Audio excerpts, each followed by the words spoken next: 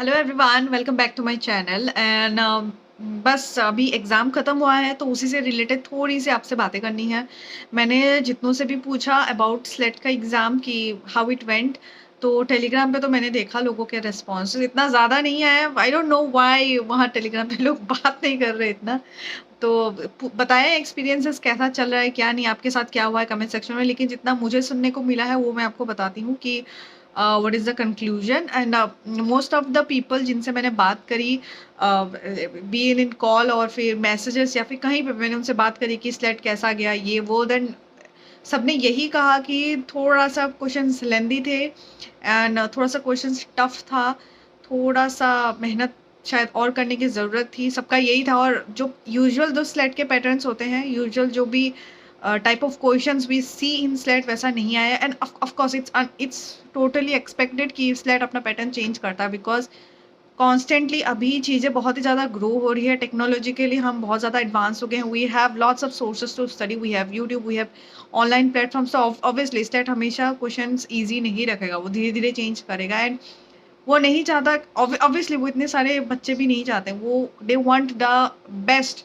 जो भी best students होते हैं वो उनको ही चाहते हैं अपने जो भी इंस्टीट्यूट्स में, तो डेफिनेटली उनको स्टैंडर्ड थोड़ा सा बढ़ाना ही था क्वेश्चंस के। सो मैंने टाइम एंड अगेन सबको यही कहा है जिन्होंने भी मुझे पूछा कि लाइक कोई स्लेट के लिए पर्टिकुलर बुक है क्या, स्लेट के लिए पर्टिकुलर थिंग, स्लेट के लिए क्या पढ़ाएंगे, क्या आप कोचिंग लेंगे स्लेट के लिए एंड एवरीथिंग। बहुतों ने पूछा, सबका यही है कि बुक्स जानना है, कोई इजीली अवेलेबल जो बुक्स है, इजीली अवेलेबल जो भी चीज़ें हैं जिसको हम पढ़ के and then like all the government exams जो भी एडीआरई होता है या फिर जो भी गवर्नमेंट एग्जाम्स होते हैं, आपने देखा होगा कि उसमें आपको पता होता है कि ये पर्टिकुलर एनसीईआरटी ये वो पढ़ लेंगे एंड देन उसी में से आएगा, हम देन निकाल लेंगे। लेकिन स्लेट सिंस ये लाइफ साइंस ओरिएंटेड एग्जाम है तो life science is a broad field, तो उसमें बहुत सारी यूनिट्स है, total we have 13 units. So of course आपको बहुत सारे वे में फोकस करनी है। और स्लेट का क्वेश्चन ऐसा होता है कि कभी बहुत इजी, एक क्वेश्चन बहुत इजी होता है, एक क्वेश्चन बहुत ज़्यादा टफ होता है कि एक क्वेश्चन पे आपको बहुत ज़्यादा दिमाग लगाने की ज़रूरत पड़ती है। कुछ क्वेश्चंस मॉडरेट होते हैं, कुछ क्वेश्चंस ऐसे होते हैं कि आपको लगेगा कि हाँ मुझे आता है लेकिन आपको नहीं आता है। आप उस लगता वाला क्वेश्चन पे आप टाइम दे देंगे लेकिन आप उसमें 5-10 मिनट देने के बाद आपको पता चलेगा कि अरे ये तो मुझे नहीं आता। There are very like roller coaster type हो जाता है जब आप ये एग्जाम देते हैं, ठीक है। सो टाइम अगेन अगेन मैंने आपको यही कहा है हमेशा से कि सीएसआईआर के लिए प्रिपेयर करें क्योंकि स्लेट अपना पैटर्न बदल रहा है, स्लेट पूरा टफ कर रहा है क्वेश्चंस।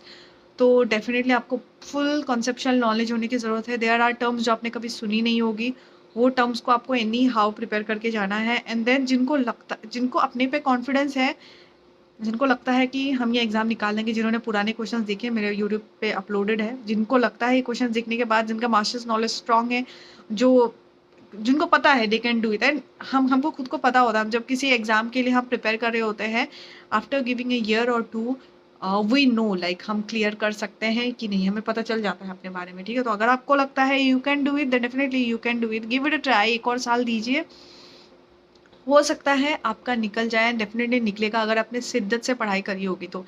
एंड माइंड इट, मैं वापस ये वीडियो इसलिए ला रही हूँ क्योंकि ऐसा तो नहीं है मैंने ये सारी पहले नहीं बताई है, लेकिन फिर भी मैं आपको एक और चीज़ बताना चाहूँगी यहाँ पे फिर से एक और बार।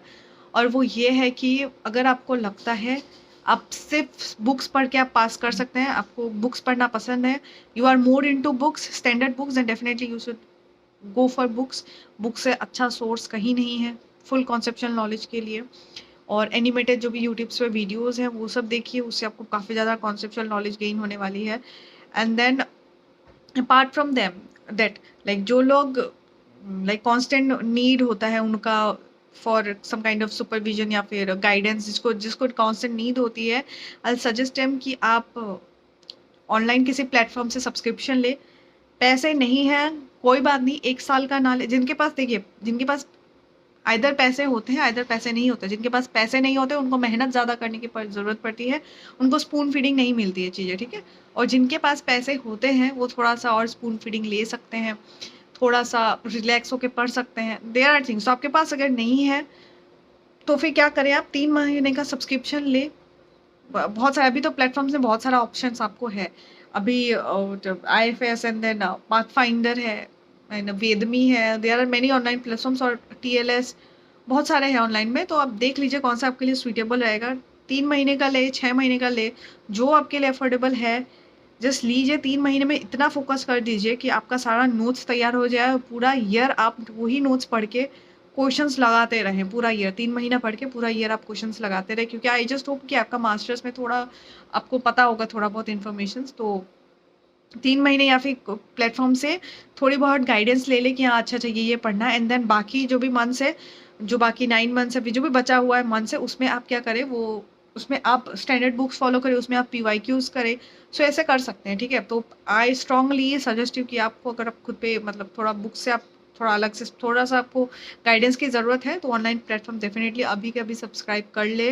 कोई भी प्लेटफॉर्म से मुझ पर रिलाई ना करें, because definitely I can't provide you the kind of content they are providing. उनके पास डिजिटल बोर्ड है, उनके पास दे हैव एवरीथिंग, ठीक है। आपको अच्छे से एनिमेटेड वे में बहुत अच्छे से आपको क्वेश्चंस लाइक कॉन्सेप्ट गेन करवा देंगे। Work hard. अब सब्सक्रिप्शन लेने का मतलब ये नहीं कि मैं आपको सब्सक्रिप्शन लेने बोली हूँ, सब्सक्रिप्शन लेके सोते रहे, अरे सब्सक्रिप्शन ले रखा है ऑब्वियसली मैं पास हो जाऊंगा, ऐसा नहीं है। You have to work very hard, ठीक है। And for those who belong to zoology and botany, अगर आपको आप लाइफ साइंस में ही कुछ करना चाहते हैं, if your dream is to be an assistant professor, and definitely आपको बहुत ज़्यादा मेहनत करने की अभी थोड़ी ज़रूरत पड़ेगी। पहले आसान था, बट अभी चीज़ें इतनी ज़्यादा कम्पिटिटिव हो गई है that there is no other option, you have to work hard. And regarding cut off बिल्कुल भी अनप्रेडिक्टेबल है। Like it's not like CSIR, it's not like GATE, it's not like ICMR या फिर DBT। ऐसे exams की तरह नहीं होते हैं। मैंने पहले भी कहा है, प्रेडिक्टेबल क्वेश्चंस, प्रेडिक्टेबल क्वेश्चन जो अनप्रेडिक्टेबल क्वेश्चंस होते हैं, और पैटर्न भी अनप्रेडिक्टेबल होते हैं, बहुत ही ज़्यादा घिचपिच होती है। देन जब आंसर की आता है तो ना आप देखते हैं कि बहुत सारे क्वेश्चंस गलत होते हैं। लाइक तो बहुत सारे क्वेश्चंस गलत होते हैं। You have to channel every question, and या regarding question challenge will be talking about it.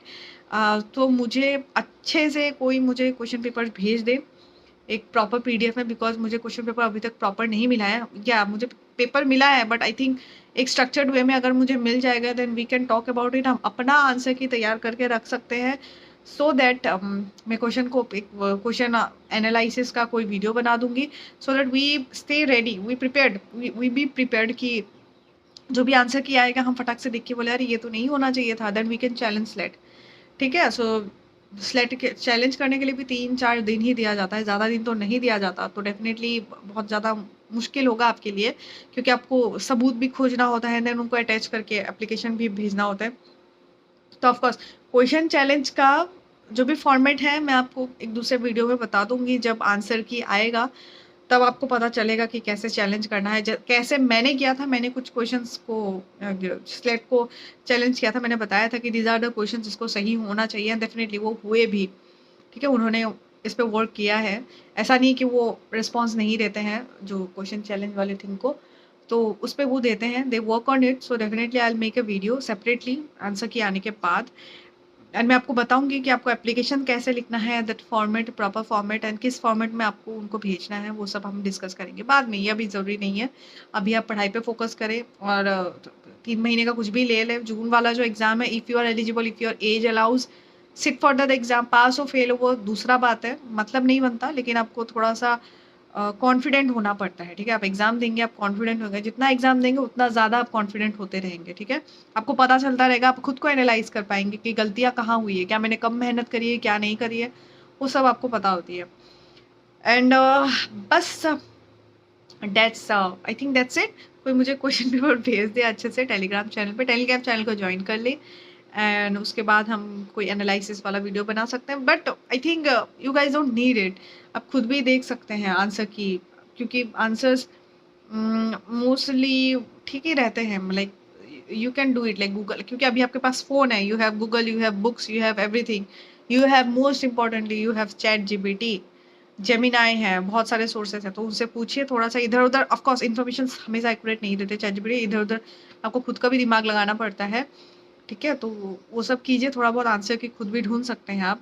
May be you don't need my video, तो उसके लिए मैं फिर भी वीडियो बना दूंगी, ऐसा नहीं है।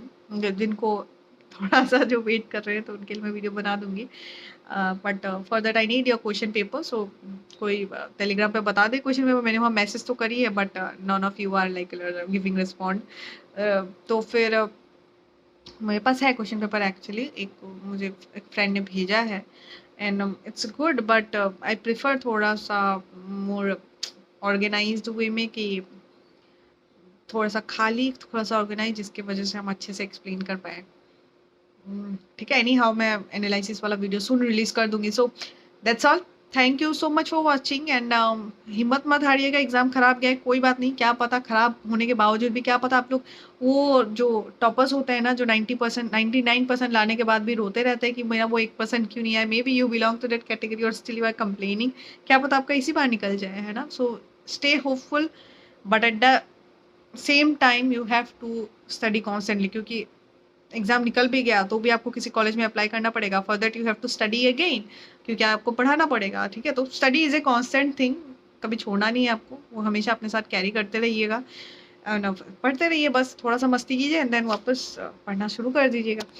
सो that's all for today, thank you so much for watching guys, do subscribe to my channel. और क्या, और मैं क्या करूँगी तब तक, जब तक आप ये पढ़ेंगे, जब तक ये सब करेंगे, मैं जो पुराने क्वेश्चंस हैं उसको जो डिटेल्ड वे में सॉल्व करने वाला जो सिस्टम है, वो मैं वापस स्टार्ट कर दूंगी, because I have seen that आपको मेरे से तो डेफिनेटली टॉपिक्स डिस्कस करना है नहीं, क्योंकि you guys are like good enough, आप कर सकते हैं, तो टॉपिक्स आपको पढ़ने की ज़रूरत नहीं है मेरे से, मैं बस क्वेश्चन आंसर्स डिस्कस करने के लिए यहाँ हूँ। तो मैं may be in depth question जो भी एनालिसिस है और जो भी एक्सप्लेन कर रही थी मैं बहुत पहले, लाइक 4 to 5 पार्ट्स मैंने रिलीज कर दिए थे, उसके आगे मैंने कंटिन्यू कर नहीं करे थे, तो वो मैं कंटिन्यू करके डाल दूंगी, so that in near future जो नेक्स्ट ईयर जो एग्जाम्स होगा उसके लिए आपको इतना लाइक ढूंढना नहीं पड़ेगा, आपको परेशान होना नहीं पड़ेगा, क्योंकि this time I have seen that I was not consistent enough, थोड़ा सा I told you everything, like my experiences, like मैंने जहाँ था अप्लाई किया था एंड एवरीथिंग, सो थोड़ा सा it was frustrating, so that's why I could not continue each and every part. So that's all, and trust me, that's all, and इसके बाद मैं continue नहीं करूँगी, okay? So thank you so much for giving your time, thank you so much for subscribing, and have a nice day.